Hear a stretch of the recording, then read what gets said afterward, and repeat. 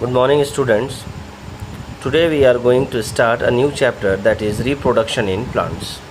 आज हम लोग एक नए चैप्टर के बारे में बात करेंगे जिसमें पढ़ना है हमें रिप्रोडक्शन इन प्लांट्स। प्लांट्स में कैसे रिप्रोडक्शन होता है। सबसे पहले let's talk about the term reproduction. Reproduction is the process of producing young ones from their parents. यानी रिप्रोडक्शन का मतलब होता है एक छोटे से नन्हे से बच्चे का जन्म पेरेंट्स के द्वारा, यानी पेरेंट्स से ही एक बच्चे का जन्म होता है। टाइप्स ऑफ रिप्रोडक्शन देख लेते हैं क्विकली। सबसे पहला होता है एसेक्सुअल रिप्रोडक्शन। इसमें सिंगल पेरेंट इज़ इन्वॉल्व, यानी इसमें केवल एक पेरेंट होता है। सेक्सुअल में दो पेरेंट्स होते हैं, माता और पिता, लेकिन इसमें केवल एक पेरेंट होता है, सिंगल पेरेंट इज़ इन्वॉल्व। इसमें होता क्या है, simple division of a plant body, यानी प्लांट के बॉडी का डिवीजन होता है 2 into 2 और मोर पार्ट्स और फॉर्मेशन ऑफ स्पोर्स, यानी एक प्लांट का बॉडी ही 2 या 2 से अधिक भाग में बढ़ जाते हैं ताकि एक नए पौधे का जन्म हो सके। सेक्सुअल में 2 parents are involve, fusion of male and female gamete, यानी सेक्सुअल रिप्रोडक्शन में फ्यूजन ऑफ मेल और फीमेल गैमेट होता है। गैमेट जो है ये है स्पेशलाइज्ड सेक्स सेल, मेल का होता है स्पर्म और फीमेल का होता है ओवा या ओवम। जब स्पर्म और ओवम मिलते हैं तो जाइगोट बनता है, यानी अंडे का विकास होता है। और ये जो fusion of male and female gametes है इसी को कहते हैं फर्टिलाइजेशन। तो अगर आपसे कोई क्वेश्चन पूछे कि व्हाट इज़ फर्टिलाइजेशन, तो आपका जवाब होगा fusion of male and female gametes to produce zygote are called fertilisation. Plants के केस में वो जाइगोट बाद में सीड में बदल जाता है, यानी बीज में बदल जाता है। और हम एनिमल्स के केस में या ह्यूमंस के केस में वो जाइगोट बाद में एक बेबी का रूप ले लेता है। तो मेनली 2 तरह के होते हैं रिप्रोडक्शन, एसेक्सुअल और सेक्सुअल, लेकिन एक तीसरा तरह भी है जिसका नाम है वेजिटेटिव रिप्रोडक्शन या वेजिटेटिव प्रोपगेशन। रिप्रोडक्शन को हम प्रोपगेशन भी कहते हैं, ये समझना बहुत ज़रूरी है। क्या है ये? सेल, टिश्यू और part of an organ of a plant develops into a new organism.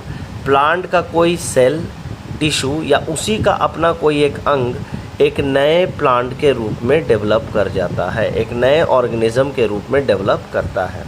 और आज हम सबसे पहले यही टॉपिक कवर करने वाले हैं, वेजिटेटिव रिप्रोडक्शन या वेजिटेटिव प्रोपगेशन। ये देखिए वेजिटेटिव प्रोपगेशन में क्या होता है। In this method new plants are produced from the vegetative parts like root, stem और लीफ। एक प्लांट की अगर बात करें तो प्लांट्स में 2 तरह के वेजिटेटिव पार्ट्स होते हैं। प्लांट्स के 2 पार्ट्स होते हैं, एक होता है वेजिटेटिव पार्ट जिसमें रूट, स्टेम और लीव्स आता है, और दूसरा होता है रिप्रोडक्टिव पार्ट जिसमें फ्लावर आता है। तो वेजिटेटिव प्रोपगेशन का मतलब होता है कि प्लांट्स के वेजिटेटिव पार्ट्स यानी रूट से, स्टेम से या फिर बात करें तो लीव्स से एक नए पौधे का विकास होता है। अब कैसे होता है देखिए, एग्जाम्पल आपको देके समझाया कि if the stem cutting of a rose plant or money plant is planted in the soil we can get a new plant. अगर गुलाब के पौधे का स्टेम काट लिया जाए या मनी प्लांट का स्टेम काट कर अगर आप ज़मीन में लगा देते हैं तो वहाँ से एक नया गुलाब का पौधा विकसित होगा, एक नए मनी प्लांट का विकसित होगा प्लांट। तो ये हुआ स्टेम कटिंग के द्वारा, यानी वेजिटेटिव पार्ट है उसका स्टेम, और स्टेम को अगर हमने काट के लगा दिया ज़मीन पर तो नया पौधा आ गया, लेकिन दिखने में वो बिल्कुल गुलाब और मनी प्लांट के जैसा ही होगा, यानी पेरेंट्स के आइडेंटिकल होगा। दूसरा एग्जांपल देके समझाया कि potato has small birds call eyes. आलू के ऊपर में जो है छोटे छोटे बर्ड्स बने होते हैं उसको आई बोलते हैं, यानी आँख बोलते हैं आलू का।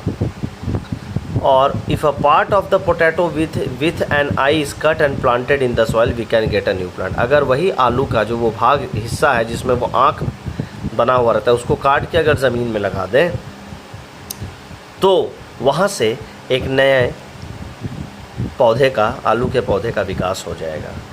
उसी तरह जिंजर और आलू ये दोनों जो है स्टेम है, अंडरग्राउंड स्टेम।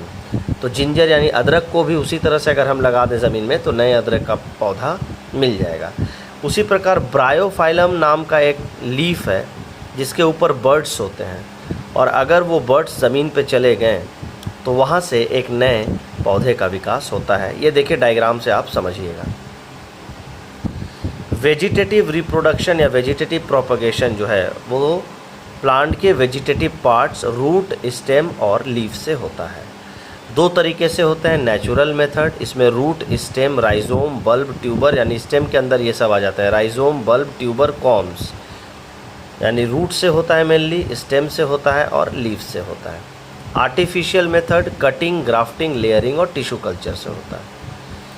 तो पहले हम पढ़ेंगे नेचुरल मेथड, जिसमें मैंने आपको बताया रूट्स के बारे में कि कुछ ऐसे पौधे होते हैं जिनके जड़ को अगर लगा दिया जाए ज़मीन पर, सॉइल में, तो वहाँ से एक नए पौधे का विकास होता है। जैसे में मीठा आलू, शकरकंद जिसको कहते हैं स्वीट पोटैटो, या डालिया जो है, इसके अगर रूट्स को आप ज़मीन में लगा दें तो वहाँ से एक नए पौधे का विकास हो जाएगा।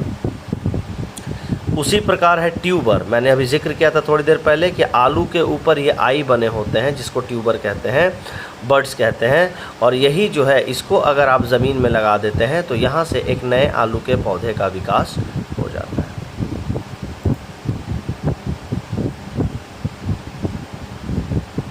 उसी प्रकार ये देखिए अंडरग्राउंड स्टेम में अदरक भी आता है।